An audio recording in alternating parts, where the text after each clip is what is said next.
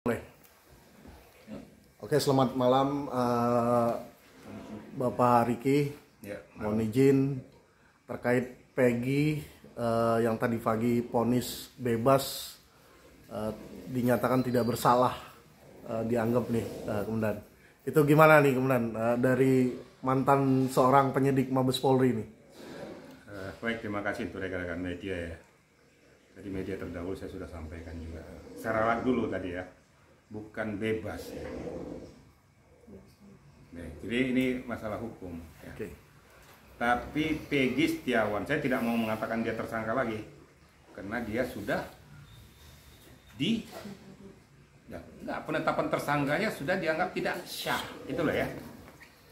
Bahwa pada saat penyidik menyatakan dia tersangka, ternyata putusan amar putusannya menyatakan bahwa penetapan tersangka tersebut tidak syah karena tidak sesuai dengan kriteria undang-undang. Itu dulu. Saya baru masuk kepada substansinya. Kenapa sampai penetapan tersangka itu tidak sah menurut hakim tunggal? Namanya pra-peradilan itu akan berbicara tentang subjek formil.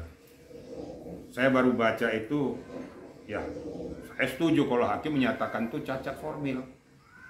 Karena saya telah lihat di situ tercantum bahwa penetapan tersangka itu tanggal 21 Mei. Sedangkan pemeriksaan dilakukan 22 Mei dan 12 Juni.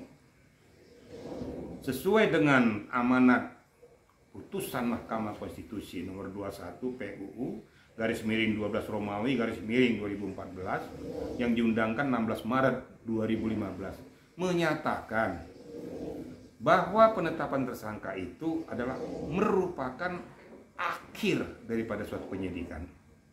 Ya, sekali lagi akhir daripada suatu penyidikan. Nah, dalam hal ini sudah cacat hukum. Karena ternyata penyidik menetapkan tersangka 21 Mei, pemeriksaan 22 Mei. Berarti sudah mendahului, sedangkan dikatakan penetapan tersangka litik sidik. Berarti pemeriksaan kan sidik ini. Nah, belum diperiksa sudah ditetapkan, ya salah, cacat hukum. Sudah cacat formil dia. Diperiksa lagi tanggal 12 Juni. Itu kelanjutannya. Nah, dalam hal inilah saya mencermati itu ya wajar-wajar saja. Saya nggak mau berbicara tentang masalah hal-hal yang lain.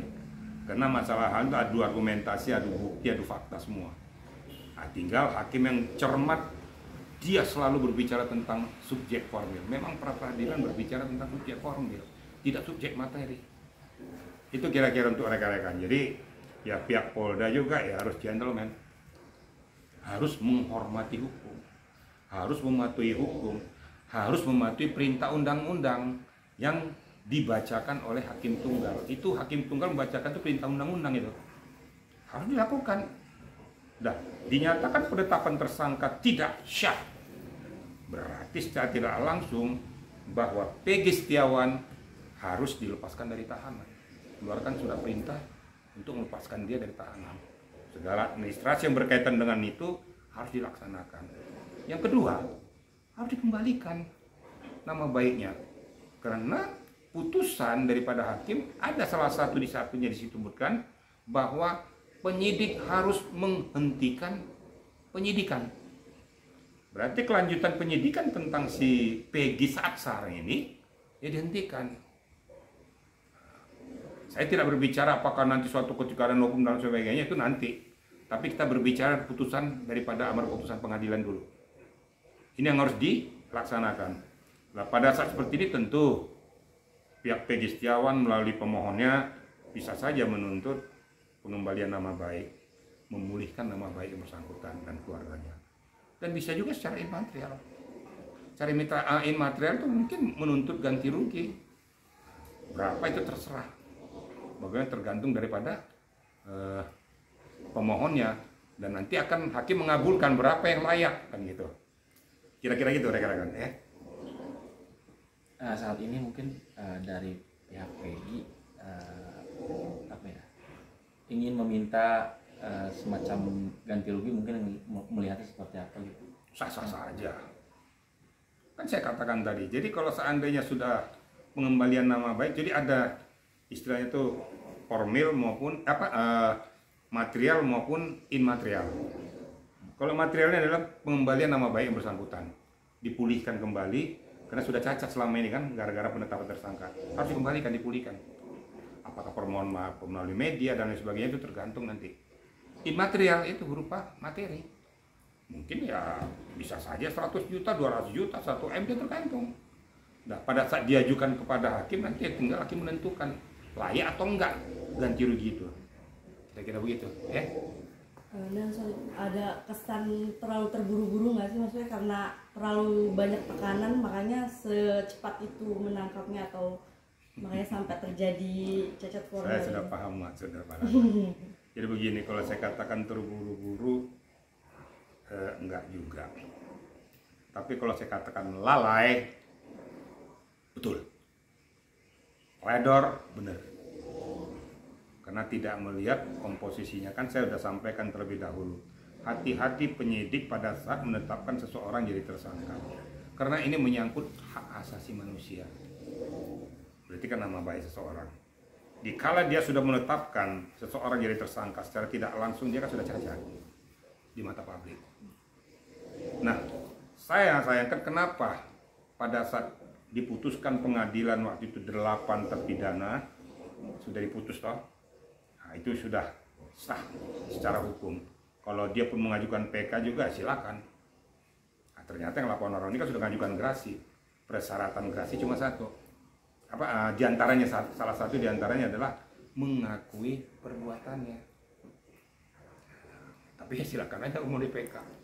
Berarti kalau seandainya dia mengakui perbuatan di PK dia nggak mengakui, berarti memberikan keterangan palsu. Kan itu konsekuensinya kan di situ. Nah, seperti kayak gini dikatakan kesan terburu-buru, saya katakan tidak mencermati amanat undang-undang. Kalau dia mencermati amanat undang-undang, tidak seperti itu teledornya. Udah tahu ini kan bukan tertangkap tangan. Kalau tertangkap tangan seketika tuh tangkap dulu baru diperiksa bisa. Tapi betul-betul fakta lapangan sudah di tangan, peristiwa itu ada saksi, ada bukti dan sebagainya pada saat itu terjadi. Nah, ini kan bukan saat itu terjadi lagi, udah peristiwa udah berjalan. Harus dilakukan lidik yang cermat. Baru sidik yang cermat. Nah, baru kalau seandainya sudah dilakukan itu sesuai dengan amanat konstitusi tadi, putusan tadi ya, yang menyatakan bahwa penetapan tersangka adalah merupakan hasil akhir, ingat ya, hasil akhir daripada suatu penyidikan. Nah, ternyata dia ditetapkan belum dilakukan pemeriksaan, kan cacat hukum, cacat formil dia. Ya, kalau cacat formil lah harus kembalikan.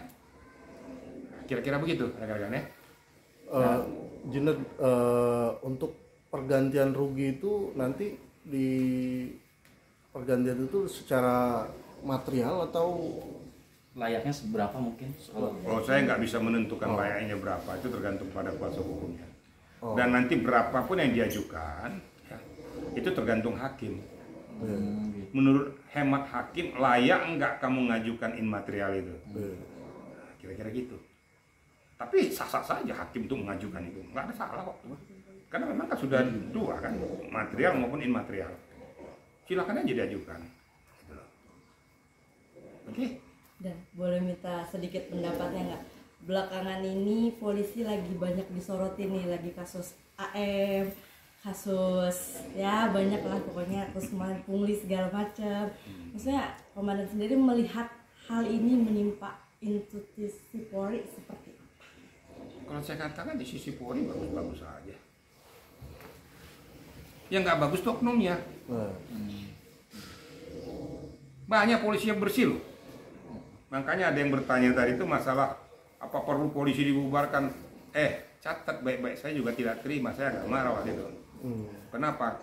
Negara tidak akan pernah berdiri kalau tidak ada wilayah pemerintahan, polisi, dan tentara. Itu sudah patronnya. Jadi kalau seandainya ada oknum kayak gitu, itulah yang harus diberantas. Oknum. Dan memang faktanya belakangan ini ada beberapa oknum yang melakukan penyalahgunaan wewenang dengan segala macam peristiwa. Ada peristiwa narkoba, ada peristiwa penembakan, ada penyalahgunaan wewenang. Ya, ini resiko. Nah, pimpinan Polri harus tegas dalam hal ini, amputasi. Nggak usah ragu-ragu. Kalau memang fakta menyatakan bahwa memang dia menyalahgunakan kewenangannya, amputasi. Seperti contoh peristiwa Peggy Setiawan nih. Apapun suka tidak suka, Propam Itwasum harus turun meriksa oknum-oknum penyidik yang ternyata salah menerapkan undang-undang itu. Landasan berpikirnya apa, landasan hukumnya apa, landasan berpijaknya apa. Kenapa seperti ini? Makanya diperlukan ketelitian daripada seorang penyidik sebelum menetapkan seseorang jadi tersangka. Saya ini mantan penyidik, saya mantan karwasidik. Saya tidak akan mau menetapkan seseorang dari tersangka apabila bukti permulaan yang cukup tidak kuat. Bukan hanya itu saja, harus diawali, didahului dengan pemeriksaan tadi. Di dalam penyelidikan ternyata benang merahnya, alat buktinya nyambung, lakukan naikkan tingkat ke sidik. Di sidik diperiksa yang bersangkutan. Saksi-saksi yang lain bersangkutan diperiksa, ternyata betul benang merahnya ada, baru di akhir itu ditetapkan tersangka. Dia sudah melaksanakan amanat putusan Mahkamah Konstitusi tadi. Itu kan amanat undang-undang. Ini yang ditabrak oleh penyidik Polda itu. Dan salah satu amanat putusannya itu. Berarti cacat formil. Berarti penetapan tersangka juga cacat. Nggak sesuai dengan kriteria hukum. Gentle, akui itu. Fakta hukum kok. Makanya waktu kalian tanya saya terdahulu, saya nggak berani bicara apapun. Nanti kita lihat putusan pengadilan. Tapi memang saya sudah berpikir, saya baru sekarang saya berani ngomong. Kalau kemarin saya nggak berani ngomong, kenapa belum ada putusan yang resmi dari hakim. Saya sebenarnya sudah ragu pada saat JPU mengembalikan berkasnya jadi P19. Oh. Dan pada saat bergulirnya pra-peradilan, ternyata belum juga dijawab P21-nya. Di sini mata kuncinya saya sudah sebagai seorang penyidik saya sudah bisa menakar gitu loh.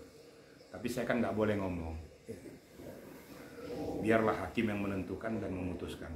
Setelah diputuskan kayak gini, ini pembelajaran bagi penyidik dan Polri, oknum Polri yang suka menyalahgunakan kewenangannya. Berbenah diri. Ini situasi seperti kayak gini, jangan lagi bikin carut marut sehingga tingkat kepercayaan publik kepada Polri ini menurun. Gara-gara ulah daripada oknum ini. Ibaratnya tuh gara-gara nilai setitik rusak sebelah. Sudah nasib Polri 1000 kau lakukan yang baik, itu lumrah dan manusiawi, memang tugas dan tanggung jawabmu. 1 atau 2 penyimpangan yang kau lakukan cacat, di mata publik digeneralisir semua. Risiko kaki kiri rumah sakit, kaki kanan kuburan. Itulah nasibnya polisi. Oke. Ya. Oke. Mantap.